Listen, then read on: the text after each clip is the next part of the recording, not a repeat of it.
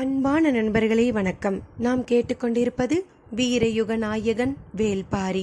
வாசிப்பது ஸ்ரீலதா தயாளன். போன பகுதியில் கபிலருக்கும் மூவேந்தர்களுக்கும் போரினை பற்றிய உரையாடல் நடந்து கொண்டு இருந்தது. அதனைத் தொடர்ந்து கதைக்குள் அதிகாரத்தின் மீதிருந்து வெளிவரும் நேரடியான அரசியல் பேச்சு தொடங்கியது. இப்பெரும் போரால் பாரியும் பரம்பும் அழிவதை தவிர்க்கவே நாங்கள் விரும்புகிறோம். அதற்காகத்தான் உங்களை அழைத்தோம் என்றார் குலசேகர பாண்டியன். அருகிலிருந்த அளவனை பார்த்து, நீ சிறிது வெளியில் இரு என்றார் கபிலர். அவன் வெளியேறினான். நான் என்ன செய்ய வேண்டும் என்று கருதுகிறீர்கள் என கேட்டார் கபிலர். பாரியை சமாதானப்படுத்தி பேரரசர்களோடு இணங்கி போகச் சொல்லுங்கள் என்றார் முசுகுந்தர். போருக்கு ஆயத்தமாக இருக்கும் ஒருவனைத்தானே சமாதானமாக போகச் சொல்ல முடியும். பாரிதான் போருக்கே ஆயத்தமாகவில்லையே, பிறகு எப்படி அவனை சமாதானமாக போக சொல்வது என்றார் கபிலர். பெரும் புலவர், பொய் பேச துணிந்துவிட்டீர். எதிர்மலையில் நாள்தோறும் எண்ணற்ற வீரர்களை குவித்து கொண்டு இருக்கிறான். அவனையா போருக்கு ஆயத்தமாகவில்லை என்று சொல்கிறீர்கள் என்றனர். அவனது மண்ணை காக்க அவனது எல்லைக்குள் வீரர்களை சேர்க்கிறான். அதுவா போருக்கான ஏற்பாடு என்றார் கபிலர். எல்லையை காப்பதற்கும் எல்லைக்குள் இருந்து தாக்குதலுக்கு ஆயத்தமாவதற்கும் நிறைய வேறுபாடு உண்டு. நீங்கள் அதை அறியாதவர் அல்ல. ஆனால் அவன் எங்களையும் எமது படையையும் அறியாதவனாக இருக்கிறான். அதை அவனுக்கு உணர்த்தவே உங்களை அழைத்தோம் என்றார் சோழவேலன். நீங்கள் தேரில் ஏறிய கணமிருந்து இந்த இடம் வந்து சேர 2 பொழுதுகள் ஆனதல்லவா? இதே வேகத்தில் தேரை ஓட்டினால் எமது படை நிற்கும் பரப்பளவு முழுவதும் பார்த்தறிய 3 நாட்கள் ஆகும். இந்த பெரும் படையோடு மோத நினைக்கும் மூடத்தனத்தை அவன் செய்ய வேண்டாம் என நீங்கள் அவனுக்கு எடுத்துரைக்க வேண்டும் என்றார் குலசேகர பாண்டியன். நாக கரட்டின் மேலிருந்து பார்த்தால் படையின் சரிபாதி தெரிகிறது. அதுவே இரளிமேட்டிலிருந்து பார்த்தால் ஒரே பார்வையில் மொத்த படையின் முழுமையும் பார்த்துவிட முடிகிறது. அவ்வளவுதான் இந்த படையின் அளவு. ஆனாலும் பாரி போரிட வேண்டாம் என்றுதான் முடிவு செய்துள்ளான் என்றார் கபிலர். இந்த பெரும் படையை பார்த்தால் எந்த சிறுகுடி மன்னனும் போரிட வேண்டாம் என்றுதான் முடிவு செய்வான். அதை தவிர அவனுக்கு வேறு வழி என்ன இருக்கிறது என கேட்டான் உதயஞ்சேரல். வார்த்தைகள் உரசிக்கொள்ள தொடங்கின. கபிலரை காயப்படுத்திவிடக் கூடாது என்ற கவனம் மெல்ல மெல்ல குறைந்து கொண்டிருந்தது. உதயஞ்சேரல் வயதால் மிக சிறியவன். பல முறை தோல்வியடைந்ததால் தீரா வலியோடு இருப்பவன். அவை அனைத்தும் வார்த்தைகளில் வெளிப்பட்டு கொண்டு இருந்தன. மூவேந்தர்களோடு இணங்கி போதல்தான் பாரிக்கு நல்லது. எண்ணற்ற சிறுகுடி மன்னர்களைப் போல அவனும் தனது நிலத்தை சிறப்பாக ஆளலாம் என்றார் முசுகுந்தர். இல்லையென்றால் போர்க்களத்தில் அவனது குடலை கழுகுகள் ஏந்தி பறக்கும் நாள் விரைவில் வரும் என்றார் சோழவேலன். கூர்முனை கொண்ட வார்த்தைகள் அடி ஆழம் வரை இறங்கின. கபிலர் சற்றே அமைதி கொண்டார். அவை முழுவதும் அமைதி நீடித்தது. செங்கன சோழன் புதிய வெப்பனை பார்த்து கண்களை உருட்டி ஏதோ சொன்னான். தூதுவனை சீண்டுவதும் மிரட்டுவதும் மிக முக்கியம். எதிரியை எந்த பொறியை நோக்கி நகர்த்த வேண்டும் என்பதில் இருக்கும் தெளிவுதான் தூதுவனை நோக்கி எரிய வேண்டிய சொற்களை தீர்மானிக்கிறது. பாரியிடம் சமாதானமாக பேச வேண்டிய தேவை எதுவும் மூவேந்தர்களுக்கு இல்லை. திசைவேலரின் வாக்கை ஏற்றதாக இருக்க வேண்டும் என்பதால் இது நடக்கிறது. இந்த படையெடுப்புக்கு வேந்தர்கள் மூவருக்கும் தனித்தனியான காரணங்கள் உண்டு. பொதுவான காரணம் பாரியின் புகழ். அது இவர்களின் ஆழ் மனதை நிம்மதி இழக்க செய்துள்ளது. அவனது பெயர் அவமானத்தை நினைவூட்டுவதாக இருக்கிறது. அவனது அழிவு மட்டுமே இதற்கு முடிவு காணக்கூடியது. அதற்காக போர்க்களம் நோக்கி குறிவைத்து இழுக்க பேச்சுவார்த்தையை பயன்படுத்துதல் என்பதுதான் இவர்களது எண்ணம். பேச வேண்டியதை பற்றி கண்களால் குறிப்பு சொன்னதும் புதிய வெப்பன் கூறினான். பெரும் புலவரை வணங்குகிறேன். பேரரசர்கள் வீற்றிருக்கும் அவையில் இளவரசன் பேசுதல் முறையன்று. ஆனாலும் எனது கருத்தை தெரிவிக்க விளைகிறேன். பாரியின் முன்னால் இருப்பன 2 வழிகள்தான். என்னவென்று கபிலர் கேட்பார் என கருதியது அவை. அவரோ அமைதியாக அவனையே பார்த்து கொண்டிருந்தார். கேள்வியலாததை கண்டு கொள்ளாததை போல் பேச்சை தொடர்ந்தான். மூவேந்தர்களில் யாரேனும் ஒருவருக்கு பாரி தன் மகளை மணமுடித்து கொடுத்து மன உறவு காண்பது அல்லது மூவேந்தர்களோடு போரிட்டு மாய்வது, இவை இரண்டில் எது சரியான வழி என உங்கள் நண்பனுக்கு நீங்கள் அறிவுரை வழங்குங்கள் என்றான். கொந்தளிக்கும் தனது எண்ணங்கள் எதுவும் முகத்தில் தெரிந்துவிடக்கூடாது என பெரும் முயற்சி செய்தார் கபிலர். ஆனாலும் மற்றவர்களால் கண்டறிய முடிந்தது. இதுதான் தகுந்த நேரம் என நினைத்த சோழவேலன் சொன்னான். போரில் அவன் அழிவான். அதன் பிறகு மூவேந்தர்களும் பரம்பை பங்கிட்டுக் கொள்வோம். அதை தடுக்க மூவேந்தர்களோடு மன உறவு கொள்ளுதல் சிறந்ததுதானே என்றான். இயற்கையின் தன்னியல்பில் பற்றி படரும் கொடி போல் மனித காதல் செழித்து கிடக்கும் ஆதி நிலம் குறிஞ்சி. குறிஞ்சியின் குல சமூகம் நோக்கி மன உறவை அரசியல் நடவடிக்கை என்னும் வல்லாயுதமாக மாற்றி வீசி எறிந்தபோது கபிலரின் உடல் நடுங்கியது. மறு சொல்லின்றி அமர்ந்திருந்தார்.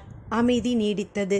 சற்று நேரத்திற்கு பிறகு கொந்தளித்த உணர்வுகளை ஒருமுகப்படுத்தி பேசத் தொடங்கினார். உங்கள் மூவருக்கும் பரம்பின் மலைகள் வேண்டும், அவ்வளவுதானே? நேரடியாக இப்படி கேட்கிறாரே என்று குலசேகர பாண்டியன் எண்ணிக்கொண்டிருந்த போது சற்றே உயர்த்திய குரலில் சோழவேலன் சொன்னான்.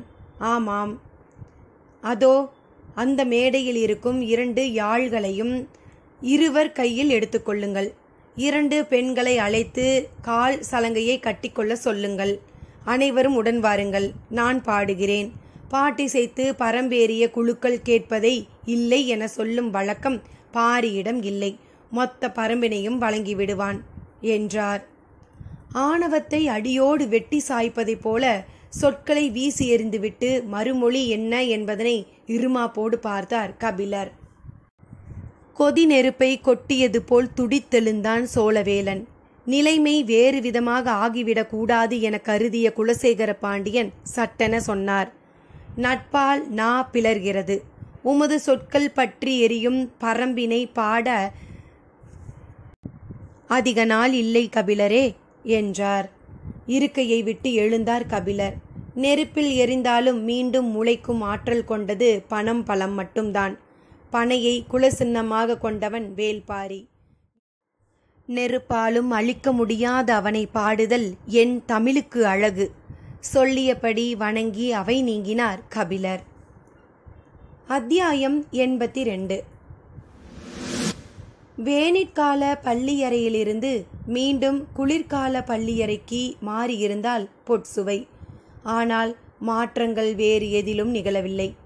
வேனிற்கால பள்ளியறையில் இருந்த காலத்திலும் புதிய வெப்பன் அங்கு வரவில்லை. அரச பணிக்காக வெங்கல் நாட்டிற்கு போனவனை பேரரசர் அங்கேயே இருக்க சொல்லிவிட்டார். போர் சூழலை நோக்கி நாள்கள் நகர்ந்து கொண்டிருந்தன. மழைக்காலம் தொடங்கும் முன் பேரரசரும் புறப்பட்டு போனார். போருக்கான ஏற்பாடுகளுக்காக அரண்மனையின் முக்கிய பொறுப்பாளர்கள் அனைவரும் முன்னதாக புறப்பட்டு போயினர். போர் சூழல் அரண்மனையை ஆண்களின் வாசனையற்றதாக மாற்றியது. கருவூல பொறுப்பாளர் வெள்ளிக்கொண்டார் மட்டுமே கோட்டையில் தங்கியிருந்தார். அரண்மனையின் நிர்வாக பொறுப்பு முழுவதையும் அவர் வசம் ஏற்றிருந்தார். கோட்டையின் பாதுகாப்புக்கான வீரர்களை தவிர படைக்கலனில் இருந்த அனைவரும் புறப்பட்டு போயினர். பேரரசரும் இளவரசரும் கோட்டைக்குள் இல்லாத காலங்களில் விழா கொண்டாட்டங்கள் நடப்பதில்லை. தெய்வ வழிபாட்டு சடங்குகள் மட்டுமே வழக்கம் போல் நடந்தன. அரண்மனையின் அன்றாடம் என்பது ஆடம்பரமற்றே இருந்தது. இந்த புறச்சூழல் எதுவும் பொற்சுவையின் அகத்துக்குள் எந்த மாற்றத்தையும் ஏற்படுத்தவில்லை. அவளது நாள்கள் வழக்கம் போலவே கழிந்தன. ஒரு பகல் பொழுதில் சுகமதியை அழைத்து கொண்டு அரண்மனையின் வெவ்வேறு மாளிகையை பார்த்து வந்தாள். தனித்து இருந்த அழகிய மாளிகை ஒன்று அப்போது அவளின் கண்ணில் பட்டது. கடல் அலைகள் இடைவிடாது சுருண்டு மேலெழுவது போல் மாளிகையின் வெளிப்புற சுதை வேலைப்பாடுகள் இருந்தன. அலையை மேல் தோல் என போர்த்தியிருக்கும் அந்த மாளிகையை பார்த்ததும் உள்ளே நுழைய வேண்டும் என ஆசை கொண்டாள். கடல் அலையின் தழும்பல்களை காலம் முழுவதும் உணர்ந்தவள் அவள். அதை பார்த்ததும் கால்கள் தன்னியல்பில் அந்த மாளிகையை நோக்கி நடக்கத் தொடங்கின. அது என்ன மாளிகை என்று உடனிருக்கும் சுகமதிக்கு தெரியும். எனவே அங்கு போவதை தவிர்க்க முயன்றாள். ஆனால் அதற்குள் மாளிகையின் வாசல் அருகே சென்று விட்டாள் பொற்சுவை. இளவரசி திடீரென அங்கு வருவாள் என பணிப்பெண்கள் எதிர்பார்க்கவில்லை. முத்துக்கள் பதித்த விரிவடிவ தட்டுகளை எடுத்து வந்து அவளை வரவேற்க ஏற்பாடு செய்தனர். ஆனால் அதற்குள் பொற்சுவை மாளிகையின் உள்ளே நுழைந்து விட்டாள். நிலை சுவரிலும் தரையிலும் பளிங்கு கற்கள் பாவப்பட்டிருந்தன. ஓவியங்களும் மரவேலைப்பாடுகளும் மனித கற்பனைக்கு எட்டாத பேரழகு கொண்டு விளங்கின. எங்கும் இசைக்கருவிகள் நிறைந்து இருந்தன. வியர்ந்து பார்த்த பொற்சுவை, இது என்ன மாளிகை என கேட்டாள். சொல்வதற்கு சற்றே தயக்கத்தோடு சுகமதி நின்றிருந்த போது அருகில் இருந்த தலைமை பணிப்பெண் சொன்னாள், இந்த மாளிகையின் பெயர் பாண்டரங்கம் என்றாள். பெயர் கேட்டதும் நீலவல்லிதான் நினைவுக்கு வந்தாள். திருமணத்துக்காக கட்டப்பட்ட பாண்டரங்கில்தான் நீலவல்லியோடு மகிழ்ந்து கிடந்தான் புதிய வெப்பன் என்று பல முறை கேள்விப்பட்டுள்ளாள்.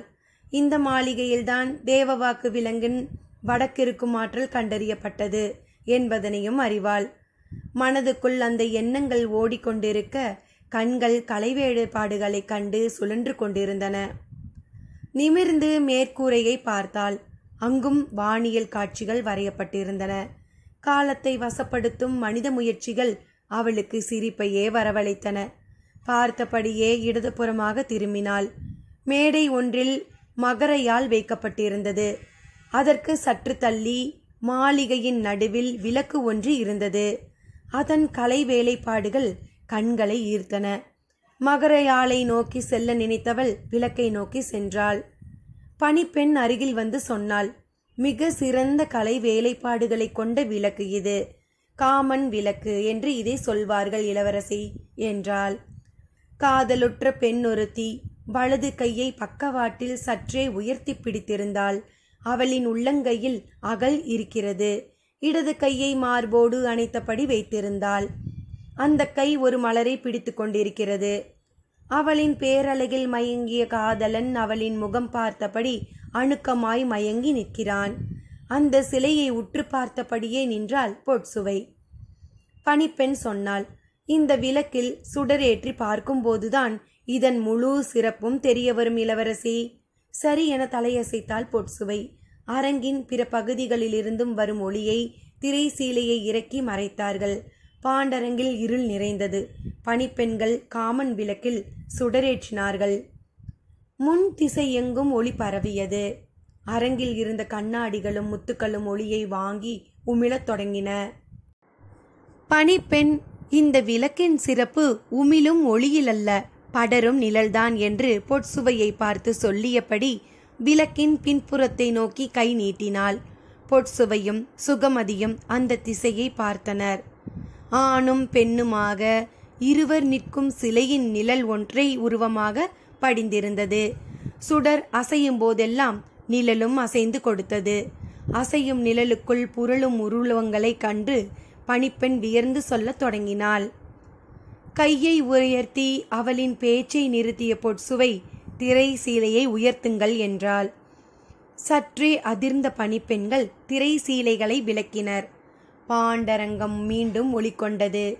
சிலையின் அருகில் இருந்தபடி உற்று பார்த்து கொண்டே இருந்த பொற்சுவை சிறிது நேரம் கழித்து சொன்னாள், இந்த சிலையின் சிறப்பு வலது கையில் ஏந்தி பிடித்துள்ள விளக்கோ படரும் நிழலோ அல்ல. அனைவரும் வியர்ந்து பார்த்தனர். இடது கையில் மார்போடு அணைத்து பிடித்திருக்கும் அந்த மலர்தான். சுகமதி அப்போதுதான் அந்த மலரை உற்று பார்த்தாள். இந்த சிலையை வடித்த சிற்பி யார்? பணிப்பெண்களுக்கு தெரியவில்லை. கேட்டு சொல்கிறோம் இளவரசி என்றனர். விரைந்து தெரிவியுங்கள் என்று சொல்லி பாண்டரங்கம் விட்டு வெளியேறினாள்.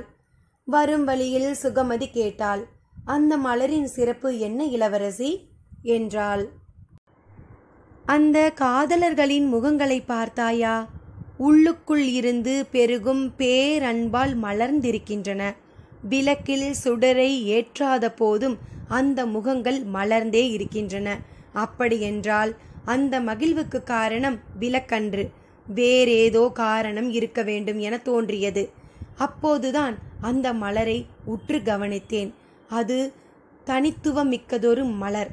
அதன் கீழ் இதழ்களின் அடிப்பகுதியில் சிறு சிறு வேர்கள் இருப்பதைப் போல சிற்பி வடித்துள்ளான் என்றாள். மலரின் இதழ்களில் எப்படி வேர் இருக்கும்? வேரில் காய்கள் காய்க்கும், மலர்கள் மலருமா என்ன? நானும் இதுவரை கேள்விப்பட்டதில்லை. ஆனால் வேரில் மலரும் தன்மை கொண்ட ஏதோ ஓர் அதிசய மலர் உள்ளது. அதை ஏந்தி பிடித்துள்ளதால் தான் இந்த காதலர்கள் இவ்வளவு மகிழ்வோடு இருக்கிறார்கள். அதைத்தான் சிற்பி மிக நுட்பத்தோடு வார்த்துள்ளான் என்றாள். அன்றைய நாள் முழுவதும் அந்த மலரையும் காமன் விளக்கையும் பற்றியே பேசிக்கொண்டிருந்தாள் பொற்சுவை. அந்த விளக்கை செய்த சிற்பி யார் என தெரிந்து கொள்ள விடாது முயன்றாள். மறுநாள் காலையில் பாண்டரங்கத்தின் தலைமை பணிப்பெண் வந்து சொன்னாள், தங்களின் திருமணத்துக்காக வெங்கல் நாட்டு சிறுகுடி மன்னர் கொடுத்த பரிசு பொருள் அது. அங்கு உள்ள சிற்பி இதை வடித்து தந்துள்ளார். அன்று மாலையே வெள்ளிக்கொண்டாருக்கு செய்தி தெரிவிக்கப்பட்டது.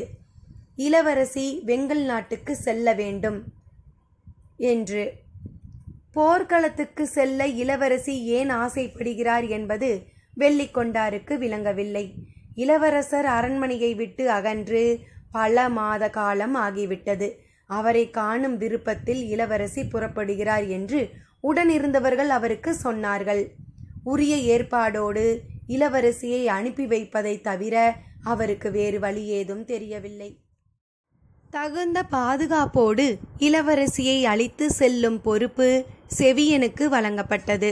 அரண்மனையின் நிர்வாக பொறுப்பில் இருக்கும் செவியன்தான் வெங்கல் நாட்டுக்கு பல முறை சென்று வந்த அனுபவம் கொண்டவன். எனவே வெள்ளிக்கொண்டார் அவனை தேர்வு செய்தார். 3ஆம் நாள் அதிகாலை தேர் புறப்பட்டது. தோழிகள் புடைசூழ, அன்னகர்கள் காவல் கொள்ள, அவர்களை கடந்து வீரர்கள் அணிவகுக்க செவியன் தலைமையில் பயணம் தொடங்கியது. செவியனின் குதிரையே முன்னே பாய்ந்து சென்றது. ஆனால் அவனது மனம் குழப்பத்தில் இருந்தது. கடந்த முறை வெங்கல் நாட்டிலிருந்து இளமாறனை மதுரைக்கு அழைத்து வந்தது செவியன்தான். ஆனால் அவனால் அழைத்து வரப்பட்டவன் மீண்டும் உயிரோடு வெங்கல் நாடு திரும்பவில்லை. இப்போதோ இளவரசியை வெங்கல் நாடு நோக்கி அழைத்து செல்கிறான். இந்த பயணம் எப்படி அமையப்போகிறதோ என்ற குழப்பத்தில் தவித்தது அவனது மனம். விரைந்து பயணித்தனர். குதிரைகள் இளைப்பாறுதலுக்காக ஆங்காங்கே நிறுத்தப்பட்டன. அப்போதெல்லாம் தேர் விட்டு இறங்கி வெளியில் வரும் இளவரசி சற்று தொலைவு நடந்து இயற்கையின் காட்சிகளை கண்டு மகிழ்ந்தாள். மழைக்காலம் முடிவுற்ற நேரம் இது. வயல் வெளி எங்கும் உழவு தொழில் செழிப்புற்று இருக்க வேண்டிய காலம் இது. ஆனால் காட்சிக்கு அப்படி தெரியவில்லை. அந்த வழி சென்ற 2 பெண்களை அழைத்து கேட்டாள் பொற்சுவை. ஊர்களில் ஆண்கள் இருந்தால்தானே உழவு தொழிலை செய்ய முடியும். எல்லோரையும் போர்க்களத்துக்கு அனுப்ப சொல்லி அரசு உத்தரவு. பிறகு எப்படி பயிர் செய்ய முடியும் என கேட்டுவிட்டு நடந்தனர் பெண்கள். செல்லும் வழியில் எதிர்ப்படும் ஊர்களில் தேர் நின்றது. பெண்களும் குழந்தைகளும் வயோதிகர்களும் மட்டுமே ஊர்களில் இருந்தனர். நீரும் வயலும் இருந்தும் பயிரை விளைய வைக்க முடியாத கொடுமையை பார்த்து கொண்டே கடந்தாள். கொல்லர், தச்சர், பரம்பர் என எவரும் ஊரில் இல்லை. எல்லோரும் போர்க்களம் சென்று விட்டனர். தானியங்களை சேமிக்க வழியின்றி இருக்கும் சின்னஞ்சிறு ஊர்களிலெல்லாம் கோடை காலத்தை பற்றிய கவலை இப்போதே வரத் தொடங்கியது. ஏறக்குறைய எந்த ஊரும் இந்த ஆண்டு முழுமையான அறுவடையை செய்யவில்லை. வரப்போகும் காலம் எவ்வளவு கொடுமையாக இருக்கப் போகிறது என்பதனை ஒவ்வொருவரின் கண்களிலும் கண்டாள் பொற்சுவை. 2ஆம் நாள் பயணத்துக்கு பிறகு அவள் மனிதர்களை பார்ப்பதை தவிர்த்தாள். காட்சிகள் மனதை கலங்கடிப்பவனாக இருந்தன. எனவே திரைசீலை விலக்காமல் பார்த்து கொண்டாள். தொடர்ந்து பயணித்து வெங்கல் நாட்டு மாளிகையை அடைந்தனர்.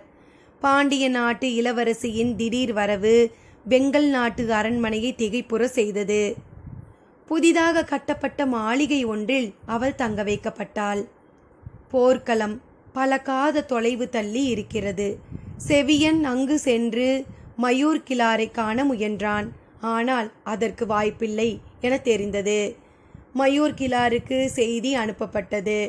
அவர் வரும் வரை காத்திருந்தனர். 2ஆம் நாள்தான் செய்தி மயூர் கிழாரை எட்டியது. அவர் காலாட்படையின் வடகோடியில் இருந்தார். செய்தியை அவர் முதலில் நம்பவில்லை. உலகின் பேரழகி என வர்ணிக்கப்படும் பாண்டிய நாட்டு இளவரசி தனது அரண்மனைக்கு வந்துள்ளாரா? வியர்ப்பு நீங்காமல் குதிரையை விரைவுபடுத்தினார். பொதிய வெப்பன் மதுரை கோட்டையிலிருந்து நீங்கி பல மாத காலம் ஆகிவிட்டது. அதனால்தான் இளவரசி யாரும் புறப்பட்டு இங்கு வந்துள்ளார் என்று எண்ணியபடியே அவள் தங்கியுள்ள மாளிகையை அடைந்தார். பாண்டிய நாட்டு வழக்கப்படி நுண்ணிலை பட்டு சரடுகளாலான திரை சீலைகள் அலையலையாய் மறைத்திருக்க அப்பால் நின்றிருந்த இளவரசி திரை விலக்கி வெளியே வந்தாள். தலை தாழ்த்தி வணங்கிய அவர் இளவரசியின் வருகையை வர்ணித்து கூறிய வார்த்தைகளை முடிக்க நீண்ட நேரம் ஆனது. பொற்சுவை மகிழ்ந்து அவரது வரவேற்பை ஏற்றாள். அமைச்சர் முசுகுந்தரிடம் நான் வந்துள்ள செய்தியை தெரிவியுங்கள். அவர் பொருத்தமான நேரத்தில் பேரரசரிடமும் இளவரசரிடமும் இந்த செய்தியை சேர்ப்பார் என்றாள். உத்தரவு இளவரசி, அவ்வாறே செய்கிறேன் என்று கூறி புறப்பட ஆயத்தமான மயூர் கிழாரை நோக்கி சுகமதி கேட்டாள். இளவரசியாரின் திருமணத்திற்கு காமன் விளக்கை பரிசாக தந்தீர்கள் அல்லவா? அந்த விளக்கை செய்த சிற்பி எங்கே? மயூர் கிழார் உள்ளுக்குள் மகிழ்ந்தார். இந்த மாளிகைக்கு இளவரசர் வரும் நாளன்று காமன் விளக்கு இங்கு இருக்க வேண்டும் என இளவரசி விரும்புவதாக எண்ணிக்கொண்டார். உடனடியாக அதற்கு ஏற்பாடு செய்கிறேன் என்று கூறிய மயூர் கிழார் அரண்மனையின் தலைமை சித்திரக்காரர் குழல் தத்தனை அழைத்து காராளி எங்கு இருந்தாலும் அழைத்து வர உத்தரவிட்டு போர்க்களம் திரும்பினார். குழல் தத்தன் வயதில் மூத்தவர். இளவரசியை கண்டு வணங்கினார். காராளியின் ஊர் மலைக்குன்றுக்குள் இருக்கிறது. போய் திரும்ப 3 நாட்கள் ஆகும் என்று சொல்லி சென்றார். இளவரசி பொற்சுவை பயண களைப்பு நீங்க ஓய்வெடுத்தாள். 3 நாட்களுக்கு பிறகு குழல் தத்தன் வந்தார். ஆனால் உடன் யாரும் வரவில்லை. இளவரசியிடம் பணிந்து சொன்னார், காராளி வர மறுத்துவிட்டான் இளவரசி. யாரும் எதிர்பாராத பதிலாக இருந்தது. பாண்டிய நாட்டு இளவரசியின் அழைப்பை ஒரு சிற்பி மறுத்து சொல்கிறானா என சற்றே கோபத்தோடு கேட்டாள் சுகமதி. குழல் தத்தன் பேச்சற்று நின்றார். ஏன் மறுத்தான் என கேட்டாள் பொற்சுவை. குழல் தத்தன் எந்த விளக்கமும் சொல்லாமல் நின்றார். மீண்டும் கேட்டாள் பொற்சுவை. காரணத்தை சொல்வதன்றி குழல் தத்தனுக்கு வேறு வழியில்லை. வாக்கு தவறியவனின் சொல்லுக்கு மதிப்பளிக்க மாட்டோம் என காராளி கூறுகிறான். பொற்சுவைக்கு புரியவில்லை. வாக்கு தவறியது யார் என கேட்டாள். தயக்கத்தோடு குழல் தத்தன் சொன்னார், எங்கள் மன்னர் மயூர் கிழார். சற்றே அதிர்ந்தார் பொற்சுவை. பரம்பின் மீது தாக்குதல் தொடுக்கவோ தொடுப்பவருக்கு உதவியோ செய்ய மாட்டோம் என்று நம் முன்னோர்களின் வாக்கு. மயூர் கிழார் அதை மீறிவிட்டார். இனி இந்த மண்ணை நான் மிதிக்க மாட்டேன் என கூறி வர மறுத்துவிட்டான் என்றார் குழல் தத்தன். காரணம் அறிந்ததும் அமைதி கொண்டாள் பொற்சுவை. அந்த அமைதி அவன் மீதான கோபமாக உருமாறவில்லை. என்ன சொல்ல போகிறாரோ என குழல் தத்தன் எதிர்பார்த்திருக்க, அவன் இங்கு வரவேண்டாம், நான் அங்கு செல்கிறேன் என்றாள் பொற்சுவை. குழல் தத்தன் பதறிப்போனார். இளவரசியார் மலைக்குன்றுகளுக்குள் இருக்கும் அவனுடைய இடத்திற்கு போக வேண்டுமா என்றார். அதற்கு அவளின் ஆணை அன்னகர்களுக்கு தெரிவிக்கப்பட்டது. பல்லக்குகள் ஏற்பாடாயின.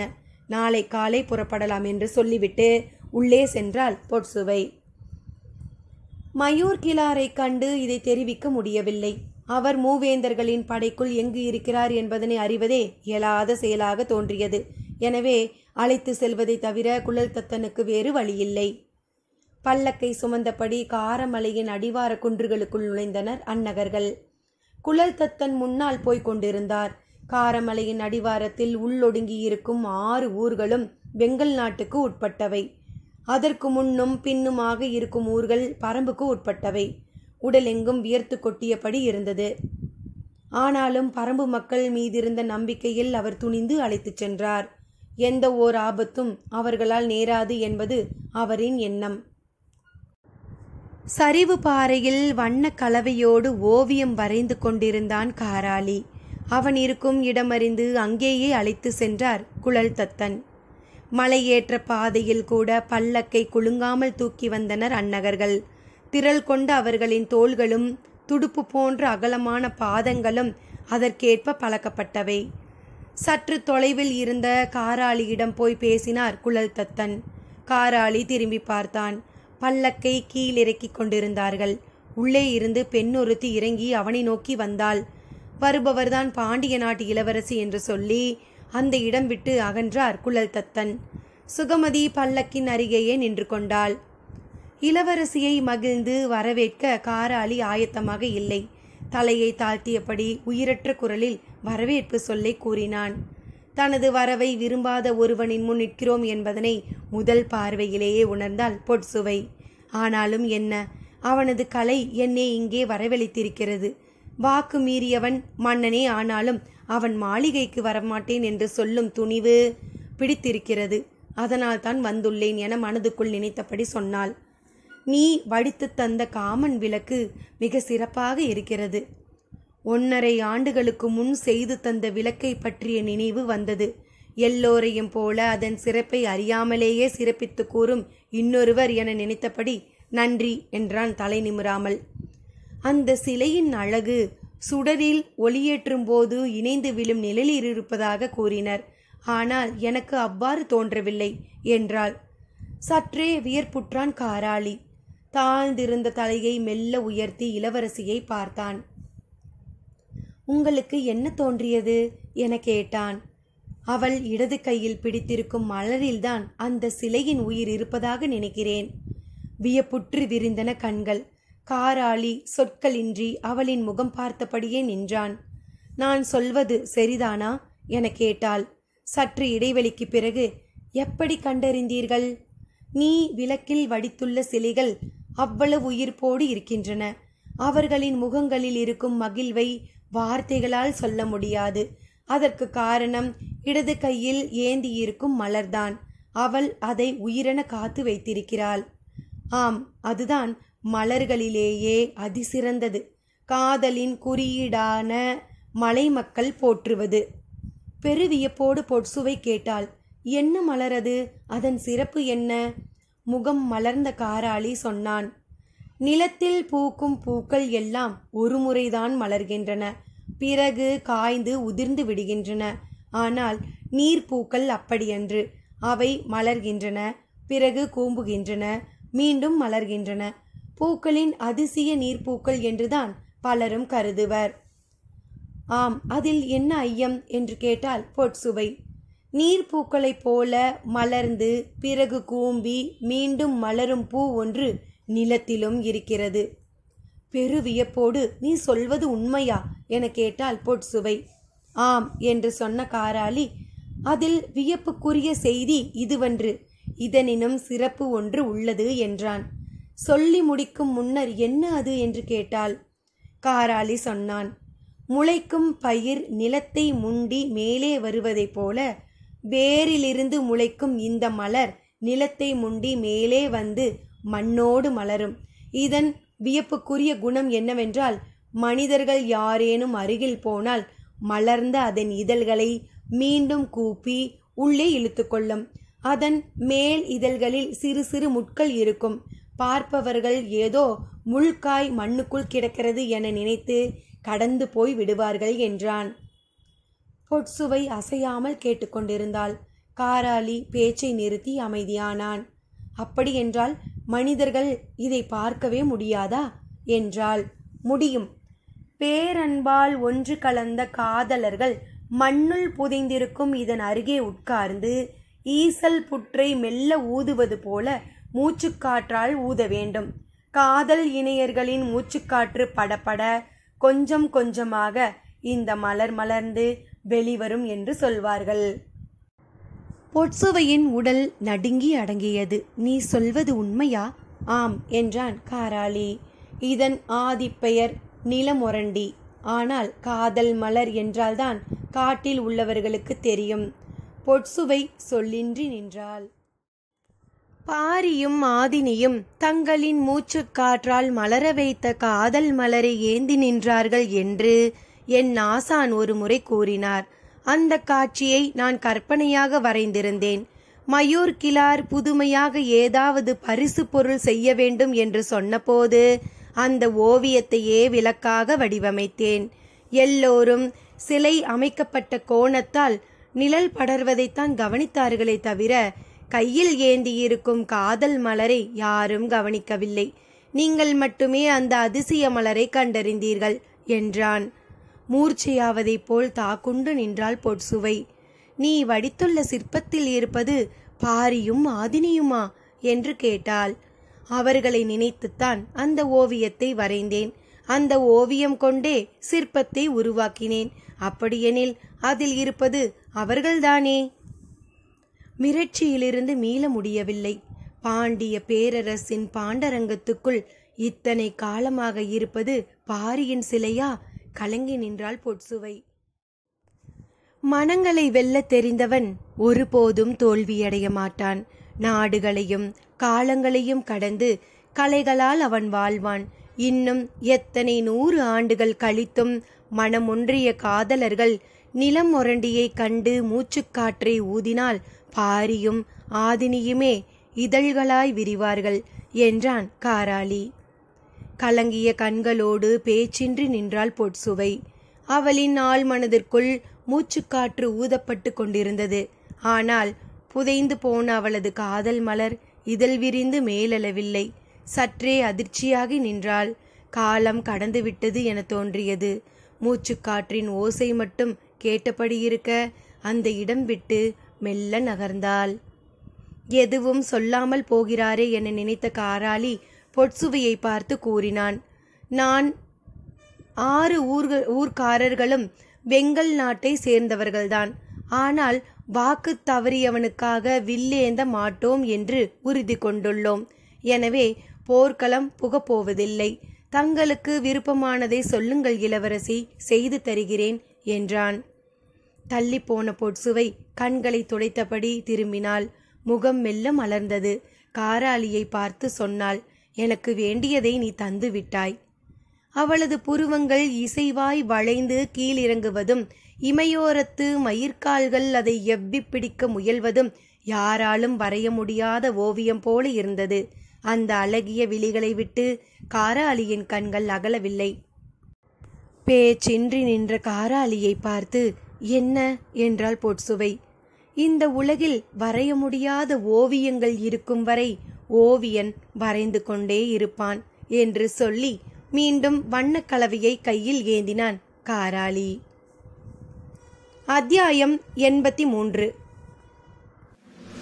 கபிலர் திரும்பி வந்ததும் அவரிடம் கேட்பதை விட அளவனிடம்தான் அதிக கேள்விகள் கேட்கப்பட்டன. அவன் அனுப்பப்பட்டதும் அதற்காகத்தான். வேந்தர்களின் படைக்கல கொட்டிலில் நஞ்சு சேகரிப்பு இருக்கிறதா, எந்த வகை நஞ்சுகளை அவர்கள் வைத்திருக்கிறார்கள் என்பன போன்ற செய்திகள் தேவைப்பட்டன. அதனால்தான் கபிலருக்கு உதவியாளனாக அளவனை அனுப்பி வைத்தான் தேக்கன். அளவனின் வேலைகளை எதிரிகளே பாதியாக குறைத்தனர். கபிலரை அழைத்து செல்லும் போதே ஆயுத சேகரிப்பு இடங்களான படைக்கல கொட்டில்கள் 3 வழியாகத்தான் சாகலைவன் அழைத்துச் சென்றான்.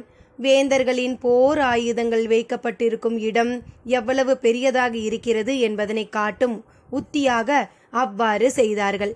ஆனால் அதுவே அளவனின் வேலையை குறைத்தது.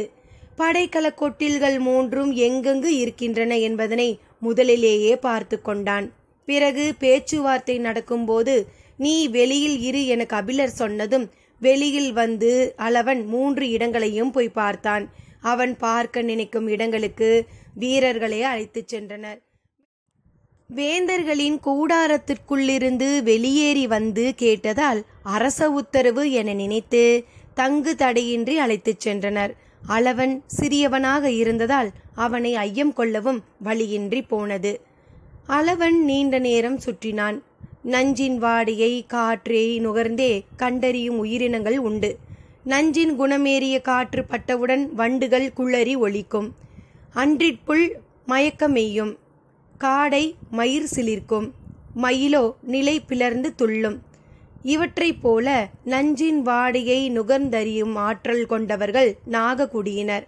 ஆனால் துள்ளுவது, சிலிர்ப்பது, மயங்குவது என எந்த விதத்திலும் வெளிக்காட்டிக் கொள்ளாதவர்கள்.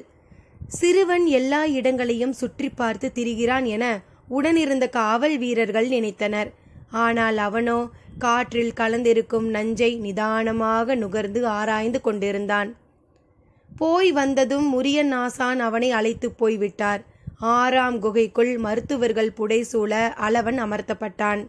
எந்த வகையான நஞ்சுகள் அவர்களின் சேமிப்பில் இருக்கின்றன என அவன் பட்டியலிட்ட போது அனைவரும் வாயடைத்து போயினர். இவ்வளவையும் மனிதர்கள் மீது செலுத்த அவர்கள் ஆயத்த நிலையில் வைத்திருக்கிறார்கள் என்பது கேள்விப்படவே பேரதிர்ச்சியாக இருந்தது. இவற்றை சேகரிக்கவும் உருவாக்கவும் ஆண்டுகள் பல ஆயிருக்க வேண்டும். நஞ்சை சேகரித்தல் எளிதன்று. மருத்துவ அறிவு எங்கு செழிப்புற்று இருக்கிறதோ அங்குதான் நஞ்சை கையாளும் முறையும் சேகரிக்கும் முறையும் சிறப்புற்று இருக்கும்.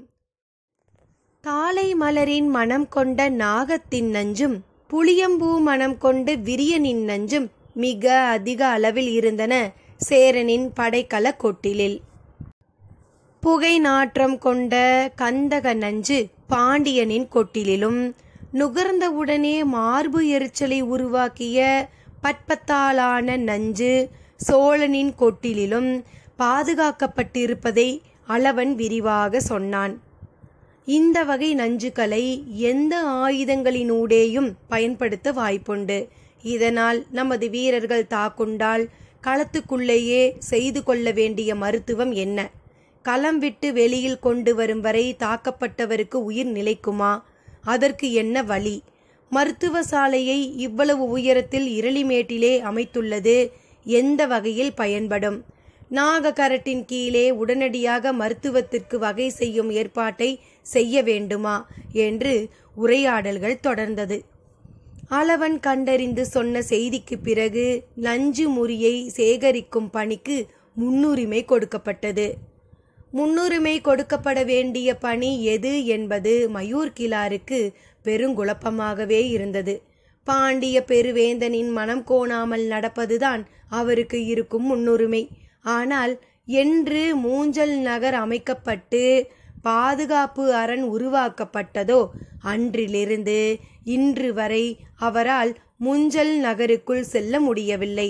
வேந்தர்களுக்கான எல்லா தேவைகளையும் நிறைவு செய்து போதுமான நிர்வாக ஏற்பாட்டுடனேயே அவர்கள் உள்ளனர். அமைச்சர் முசுகுந்தர் மூலமே செய்தியை அவ்வப்போது பரிமாறிக்கொண்டார். இளவரசி வந்துள்ள செய்தியை முசுகுந்தரிடம் தெரிவித்தார். அதேபோல போர்க்களம் விட்டு சற்று தொலைவில் தனித்த குடில் ஒன்றில் தங்கியுள்ள திசைவேலரை பற்றிய செய்திகளையும் அவ்வப்போது சொல்லி வந்தார். மூவேந்தர்களின் படைகள் நிலை கொள்ளும் வரை மயூர்கிழாருக்கு எண்ணற்ற வேலைகள் இருந்தன. ஆனால் படைகள் நிலை கொண்டவுடன் அவருக்கு சொல்லப்பட்ட முக்கிய வேலை என்பது பரம்பு மலைக்குள் எதிரிகள் என்ன செய்கிறார்கள் என்பதனை அறிந்து சொல்லுதல் மட்டுமே. அவர் வாக்கு மீறிய காரணத்தால் அவருடைய வெங்கல் நாட்டை சேர்ந்த 6 ஊர்க்காரர்கள் இந்த போரில் பங்கெடுக்க மாட்டோம் என முடிவு செய்துள்ளதை அவர் வேந்தனிடம் தெரிவிக்கவில்லை. அது அவர் மீதான மதிப்பை குறைத்துவிடும் என நினைத்தார். ஆனால் இந்த செய்தியை என்று இவன் சொல்கிறான் பார்ப்போம் என காத்திருந்தார் குலசேகர பாண்டியன். ஒற்றாடுதல் என்பது பெருங்கலையாக வேந்தர்களால் வளர்த்தெடுக்கப்பட்டிருந்தது. வெங்கல் நாட்டு நிர்வாகத்துக்குள் என்னென்ன நடக்கின்றன என்பதனை அறிந்து சொல்ல ஒற்றர் படை தலைவன் ஒருவனின் கீழ் ஒரு குழு இயங்கியது. அவர்களை பொறுத்தவரை மயூர்கிழார், பொட்சுவை, திசைவேலர் எல்லோரும் கண்காணிக்கப்பட வேண்டியவர்களே.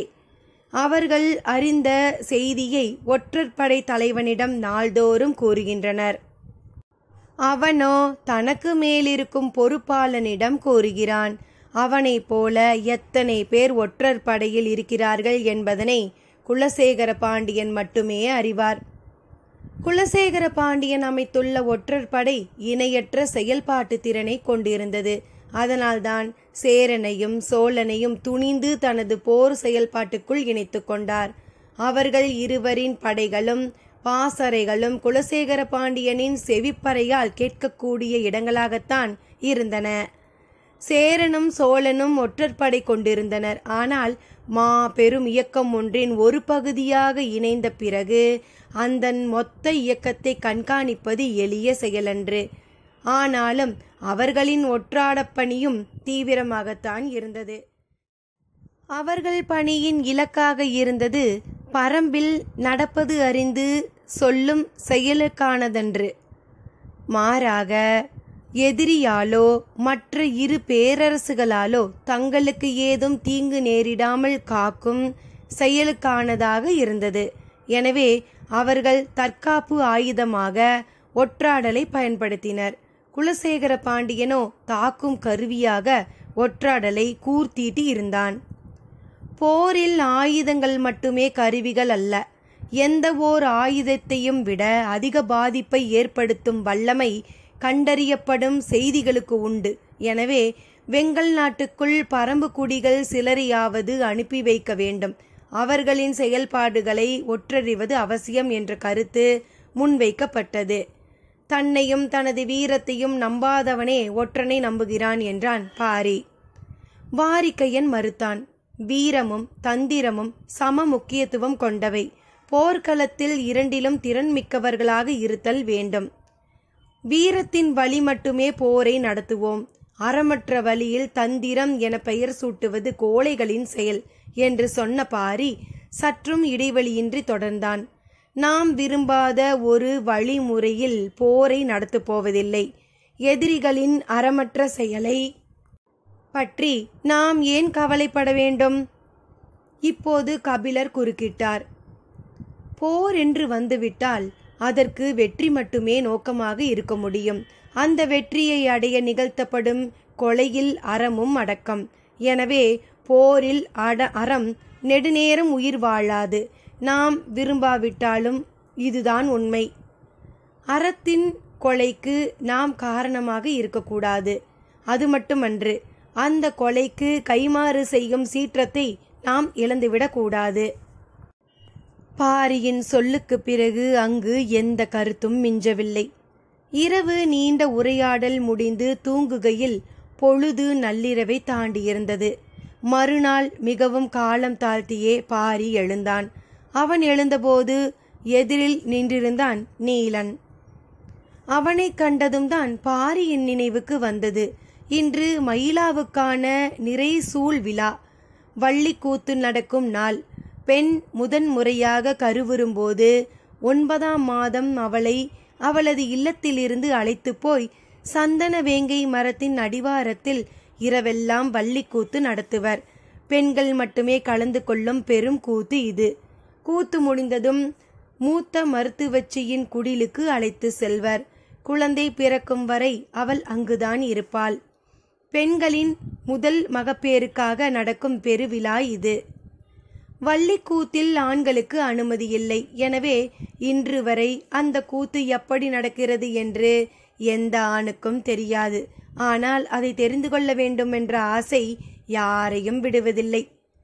கருவுற்றவளை சந்தன வேங்கை நோக்கி அனுப்பி வைக்கும் சடங்கு இன்று நடக்க இருக்கிறது. வள்ளிக்கூத்தில் கலந்து கொள்ள ஆதினியும் அங்கவையும் வேட்டுவன் பாறையில்தான் இருந்தனர். பாரியும் வேட்டுவன் பாறைக்கு வருவதாக சொல்லியிருந்தான். ஆனால் நேரம் அதிகமாகி விட்டது. நீ இப்பொழுது புறப்பட்டால்தான் மாலைக்குள் போய் சேருவாய். காலம் தாழ்த்தாமல் புறப்படு. நான் இரவுக்குள் வந்து சேருகிறேன் என்றான் பாரி. பாரியின் சொல்லை ஏற்று புறப்பட்டான் நீலன். உடன் அவன் தோழர்கள் புங்கன் உள்பட 10 பேர் புறப்பட்டனர். காலம்பனின் மூத்த மகனான கொற்றனும் உடன் வந்தான். இரளிமேட்டில் இருக்கும் குகைகளை இந்த போருக்காகத்தான் தங்குமிடமாக மாற்றினர். எனவே இங்கிருந்து மற்ற இடங்களுக்கு செம்மையான குதிரை பாதைகள் உருவாக்கி விடவில்லை. இரளிமேட்டிலிருந்து கீழே வந்து நாகக்கரட்டின் வழியே நெடுந்தொலைவை கடந்த பிறகு மீண்டும் காரமலையின் மீது ஏறித்தான் குதிரை பாதையை பிடிக்க முடியும். அதன் பிறகு விரைந்து பயணித்தால் மாலைக்குள் வேட்டுவன் பாறையை அடையலாம். அதனால்தான் காலம் தாழ்த்தாமல் புறப்பட்டு போ என்றான் பாரி. நீலன் புறப்பட்டு சென்ற பிறகு இரளிமேட்டின் மேற்புறம் இருந்த சிற்றருவியில் குளிக்கச் சென்றான். அவனது எண்ணம் முழுக்க நேற்றிரவு நடந்த உரையாடலையே மையம் கொண்டிருந்தது. போரில் அறம் நெடுநேரம் உயிர் வாழாது என்ற கபிலரின் வார்த்தை அவனை இரவெல்லாம் தூங்க விடவில்லை. பெரும் போரை நோக்கி கொஞ்சம் கொஞ்சமாக உள்ளிழுக்கப்பட்டு கொண்டிருக்கிறோம் என தோன்றியது. நாம் இறங்கி தாக்க வேண்டிய எந்த தேவையும் இல்லை. இப்படியே பரம்பு வீரர்கள் எல்லோரும் ஊர் திரும்பினால் இந்த போர் முடிவுக்கு வந்துவிடும்.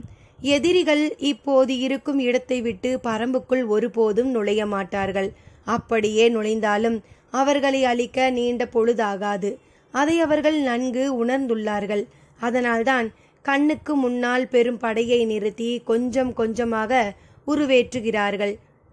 எதிரி என்ன செய்கிறான் என சிந்திக்க தொடங்குவதே அவனது நோக்கத்துக்குள் நாம் இழுக்கப்பட்டதன் அடையாளம்தான்.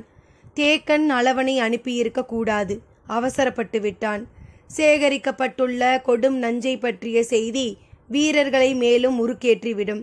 நாம் அவர்களை நோக்கி இழுக்கப்பட்டு கொண்டிருக்கிறோம் என்ற எண்ணங்கள் ஓடிக்கொண்டிருக்கும் போது மரத்தின் மீதிருந்து சற்றே மாறுபட்ட பறவையின் ஒலி கேட்டது.